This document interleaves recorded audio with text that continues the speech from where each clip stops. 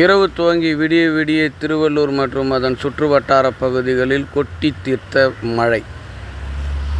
இந்த மழைக்கு பல லட்சம் ரூபாய் செலவில் புதுப்பிக்கப்பட்டு வண்ணம் தீட்டி பொலிவுடன் காணப்பட்ட திருவள்ளூர் மாவட்ட ஆட்சியர் அலுவலகத்தில் குளம் போல் தண்ணீர் தேங்கியுள்ளது.